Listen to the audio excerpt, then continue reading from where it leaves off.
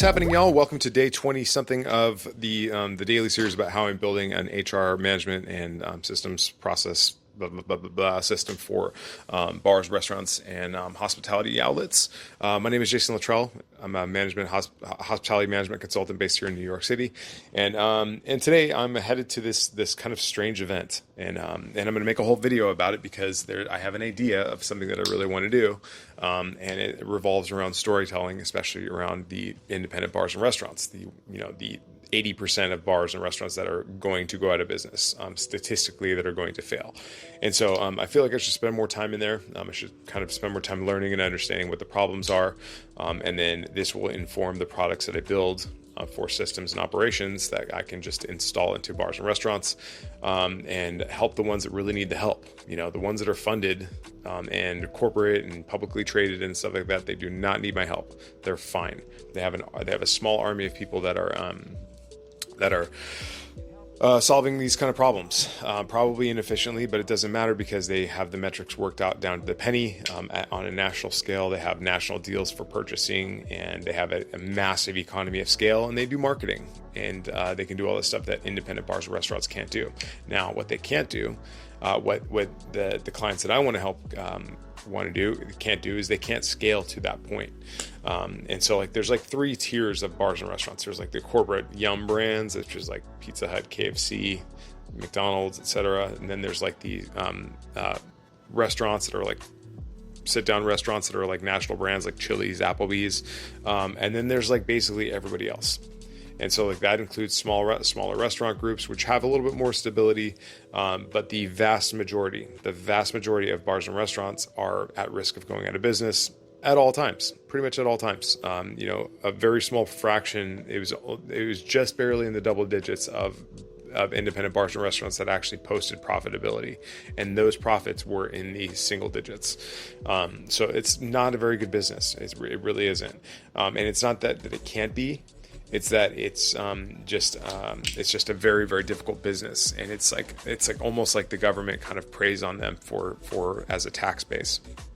So I'm with the power of AI and automations, I'm hoping to solve some of these problems, and I'm hoping to generate some systems that would ordinarily be unattainable to bars and restaurants, and so in order to understand more about their problems, I'm going to use this fun little gadget called a GoPro to go in there and ask people about what their problems are.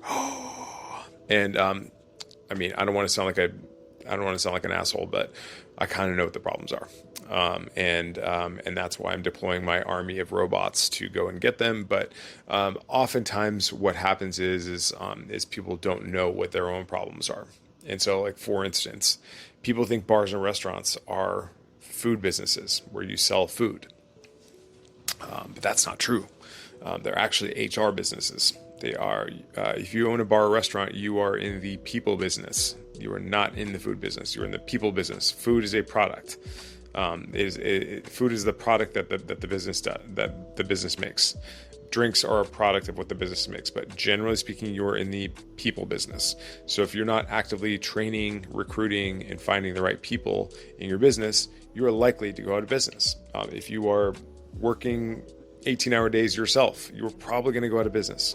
Sorry. It's not fun. It's not nice. It sucks. It sucks to say, sucks to hear, sucks to be that person. But this is an example of doing what you love versus doing what is required. And a lot of times people, they are brilliant craftspeople. This is straight out of the E-Myth, by the way, the book called the E-Myth. But a lot of people are brilliant craftspeople. They are excellent at making their thing, their widget, their drink, their food, whatever it is. But that does not translate into what is required to run a business.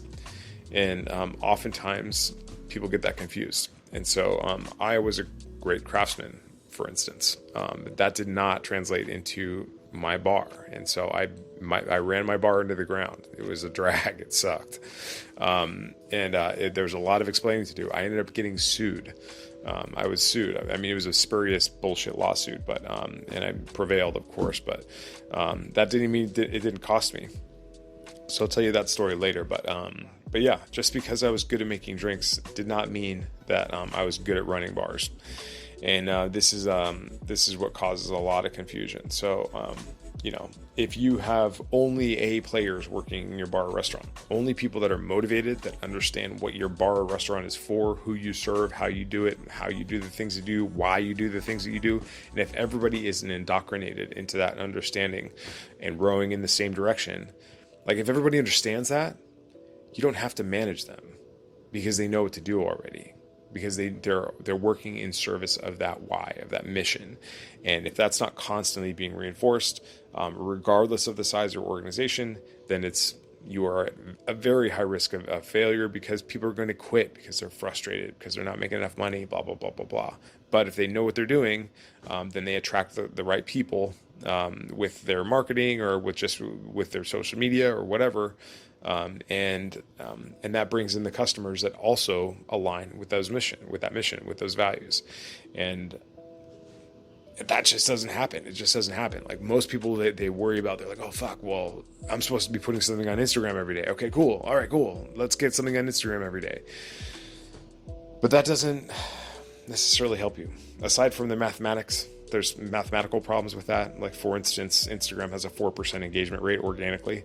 So that means for every 100 people that you have as followers, then 4 of them are going to see your message. 4. So those aren't very good odds, by the way. So what I'm doing is I'm building systems that convert those followers, those 4% of people, automatically into email subscribers, where 20% of those people will actually see your message. And that becomes a more meaningful number pretty quickly. And if you're really good at it, like 40%.